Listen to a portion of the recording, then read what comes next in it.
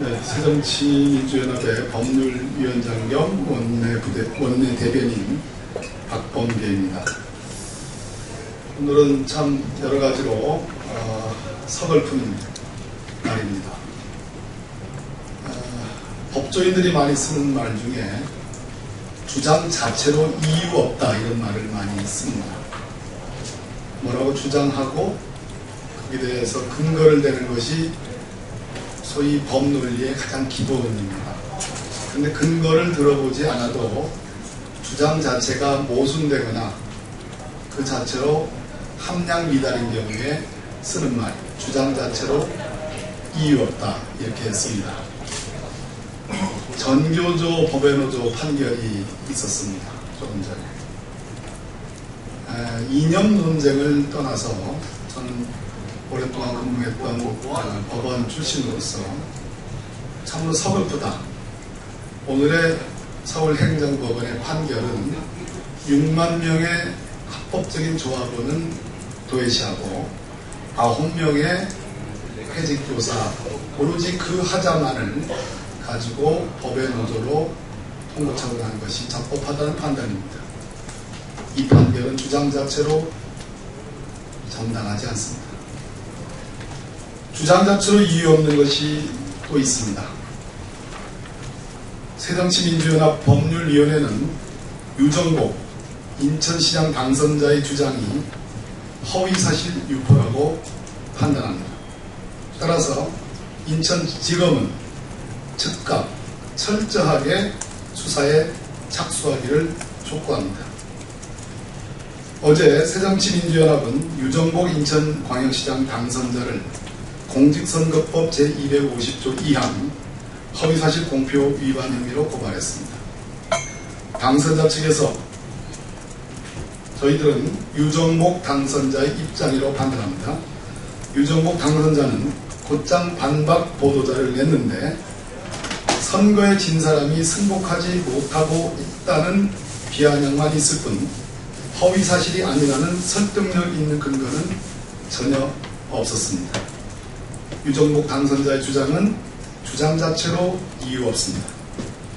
6.4 인천광역시장 선거의 핵심 쟁점은 부채 문제와 세월호 참사 책임 문제였습니다.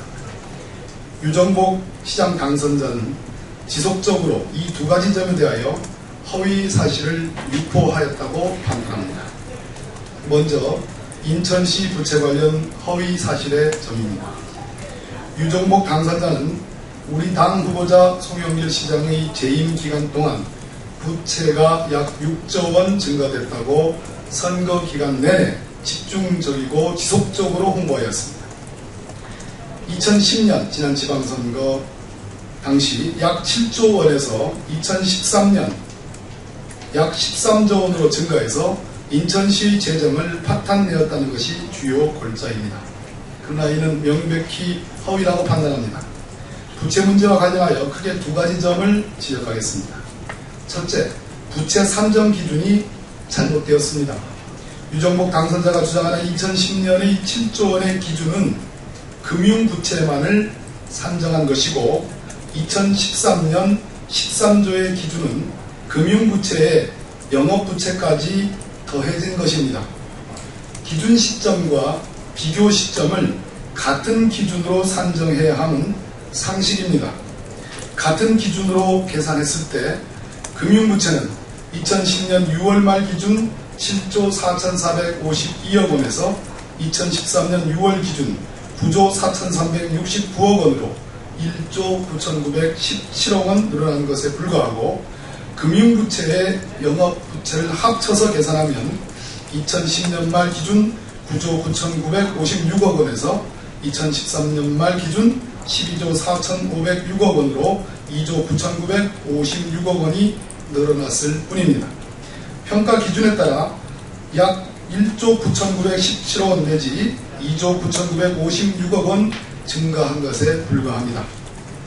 재정회계의 기준이 채무기준, 즉 금융부채에서 부채기준, 금융부채와 영업부채 합산으로 변경되었다고 합니다.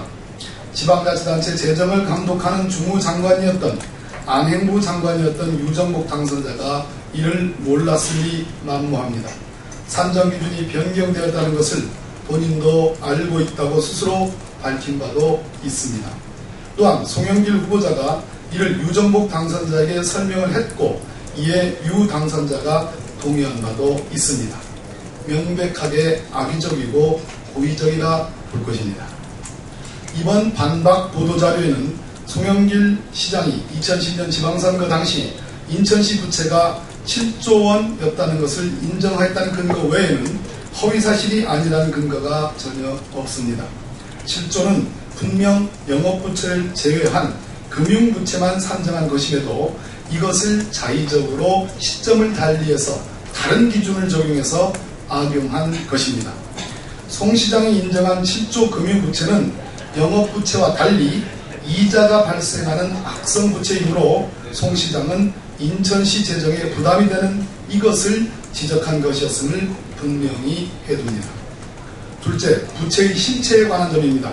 현재 인천시 부채의 대부분은 과거 안상수 전 시장이 검단 신도시 등을 건설하면서 발생한 것이어서 그 책임이 송영길 시장에게 있지 아니한데 유정복 당선자는 부채 증가액 3조 원의 2배인 6조 원 증가로 단정하고 시민들에게 공표함으로써 송영길 후보자에 대한 유권자의 판단을 결정적으로 그르치게 했습니다.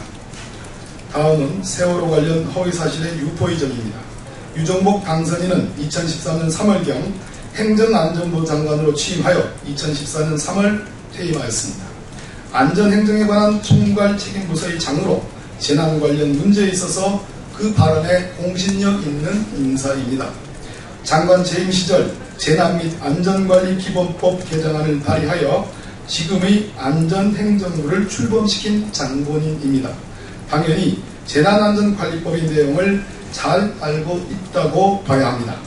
그럼에도 불구하고 재난관리법 제3조 5호가 재난관리 책임기관으로 지방자치단체를 규정하고 있음에 근거해서 이를 자의적으로 해석하여 세월호 참사와 관련한 책임이 송영길 인천시장에게 있다는 주장을 했습니다.